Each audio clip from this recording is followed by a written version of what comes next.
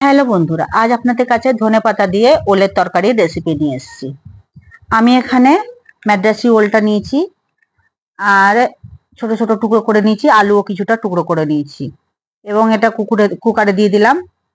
একটু নুন আর তেল দিয়ে দিলাম। একটু পরে আবার ঢাকনা দিতে গিয়ে মনে পড়লো একটু তেঁতুল দিয়েছিলাম 4-5 কোয়া, যেটা আমি এখানে দেখাতে ভুলে গেছি। তারপর একটা সিটি দিয়ে নেব আর একটা সিটির পর জল ঝরিয়ে রেখে দেবো। এবারে কড়াই বসিয়ে দিয়েছি, কড়াইয়ে 3 চামচ তেল দিয়ে দেবো। 3 চামচ তেল দেওয়ার পর তেলটা গরম হয়ে গেলে একটা তেজপাতা আর হাফ চামচ জিরে দিয়ে দেবো। জিরেটা একটু গরম হয়ে গেলে দিয়ে দেবো একটা বড় পেঁয়াজের অর্ধেকটা ছোট ছোট করে কুচি করে রেখেছি, ওইটা দিয়ে দিলাম। লাল করে ভাজবো।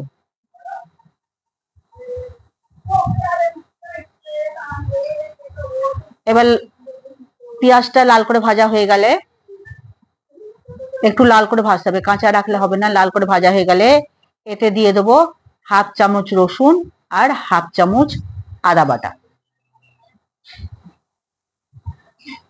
একটু পেঁয়াজটা লাল হয়ে গেলে তবেই রসুন আর আদাটা দেবো। আর এই যে আদা হাফ চামচ আর রসুন হাফ চামচ, রসুন হাফ চামচ দিয়ে দিলাম। এবার একটু কষবো।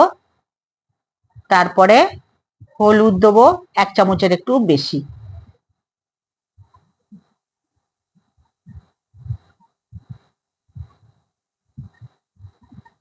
লাল প্রায় হয়ে গেছে, রসুনেরও গন্ধ চলে গেছে। এবার দেবো হলুদ। তার আগে টমেটোটা দিয়ে দেবো, কারণ টমেটোটা নরম হতে হবে। এখনকার টমেটোগুলো তাড়াতাড়ি নরম হয় না, হাইব্রিড টমেটো। টমেটোটা আগে দিয়ে দিলাম। এবার দিয়ে দেবো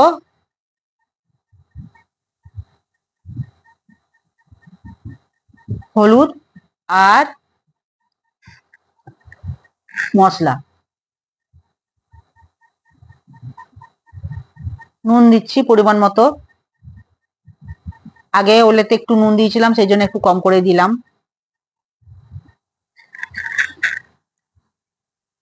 একটু নেড়ে নিলাম নুন দেওয়ার পরে।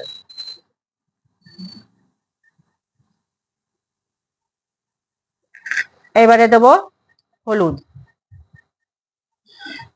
1 চামচ দিয়েছি, আর একটু দেবো, কারণ হলুদটা একটু লাগবে।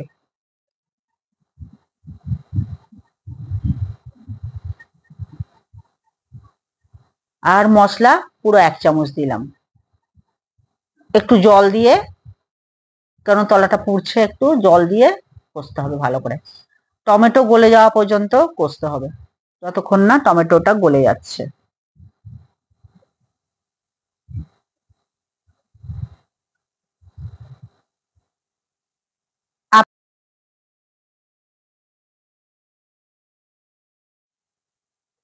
আপনারা এটা লেবু দিয়েও রাঁধতে পারেন, আবার দই দিয়েও রাঁধতে পারেন।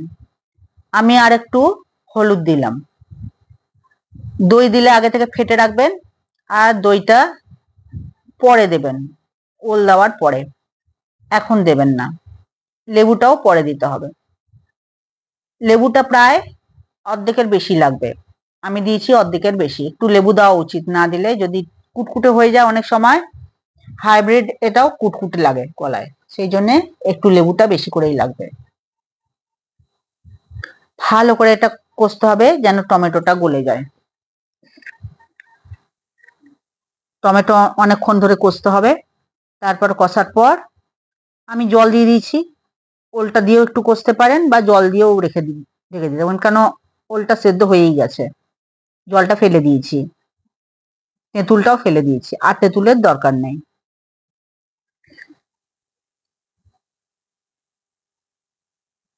টমেটোটা একটু ভালো করেই কষতে হবে, না এখনকার টমেটো একদম গলতে চায় না।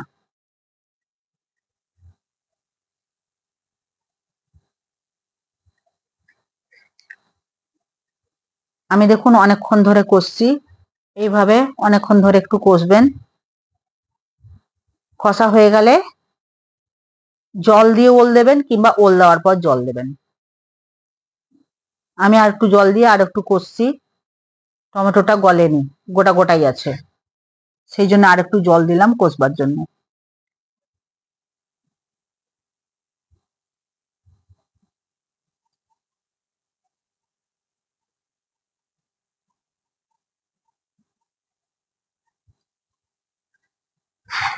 প্রায় গলে গেছে টমেটো গুলো, তাও আমি একটু করে নরম করে দেওয়ার চেষ্টা করছি,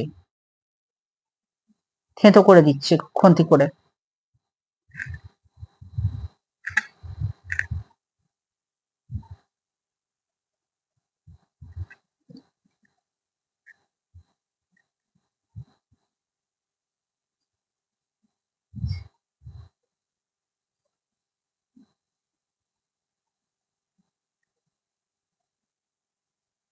টমেটোটা হয়ে গেলে হয় ওল দিয়ে একটু নেড়ে চেড়ে জল দিয়ে দেবেন, আর নয়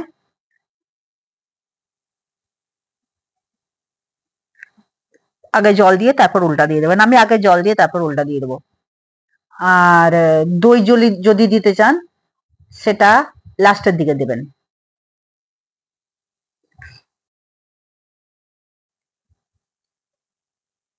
জল দিয়ে দিলাম আমি, এবারে ওলগুলো দিয়ে দেবো।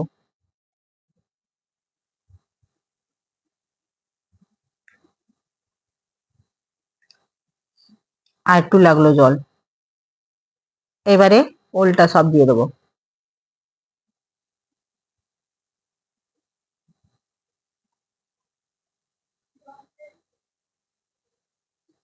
ওলগুলো দিয়ে একটু নেড়ে চেড়ে ঢাকনা দিয়ে ঢেকে দেবো।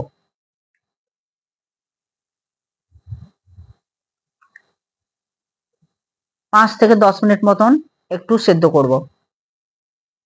দেখুন এখনো জল আছে, 10 মিনিট ফুটিয়েছি, সেদ্ধ করেছি, তাও জল আছে, আর ওলগুলো সেদ্ধও হয়নি, কারণ শক্ত শক্তই আছে।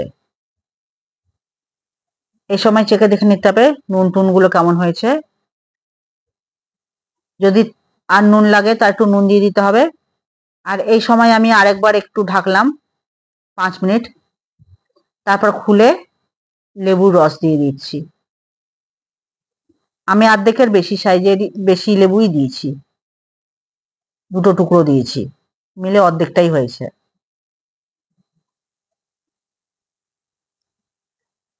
এবারে একবার নেড়ে দিতে হবে ভালো করে, লেবুটা তরকারিতে মিক্সড করে দিতে হবে।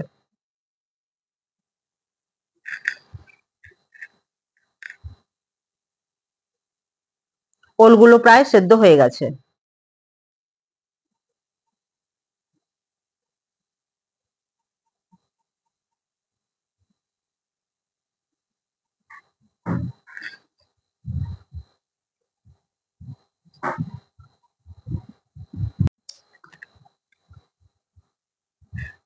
তরকারিটা হয়ে গেছে, এবার ধনে পাতা দিয়ে দেবো। ধনে পাতা দিয়ে ভালো করে মিক্স করে তারপর নামিয়ে দেবো। চিনি দিতে হয়নি, লেবু দেওয়াতেই টেস্ট খুব সুন্দর হয়েছে। আপনারা যদি মনে করেন যে একটু চিনি দিতে হবে তাহলে দিয়ে দেবেন, আমি চিনি দিইনি। আর লঙ্কাটা আপনাদের ব্যাপার, কতটা ঝাল খাবেন না খাবেন আপনারা দিয়ে দেবেন। আমি লঙ্কা দিইনি, আপনাদের যখন মশলা দেবেন তখন গুঁড়ো লঙ্কা বা কাটা লঙ্কাও সব দিয়ে দেবেন, আমি লঙ্কাটা দিইনি। এভাবে রান্না করে খেয়ে দেখবেন। আপনাদের যদি আমার রেসিপি ভালো লাগে তো লাইক শেয়ার সাবস্ক্রাইব করবেন। আপনি যদি নতুন আমার ভিডিও দেখছেন তাহলে লাইক শেয়ার সাবস্ক্রাইবের সাথে সাথে পাশে থাকা বেলটাও টিপে দেবেন, তাহলে আমি যখনই নতুন কোনো ভিডিও দেবো সহজেই আপনার কাছে পৌঁছে যাবে। তরকারিটা হয়ে গেছে, আমি নামিয়ে দিলাম। এই দেখুন, এটা ভাত দিয়ে রুটি দিয়ে খেতে খুব ভালো লাগে। এইভাবে বানিয়ে খেয়ে দেখবেন এবং কমেন্ট করে জানাবেন যে আমার রেসিপি আপনাদের কেমন লাগলো। এই দেখুন নামিয়ে দিলাম।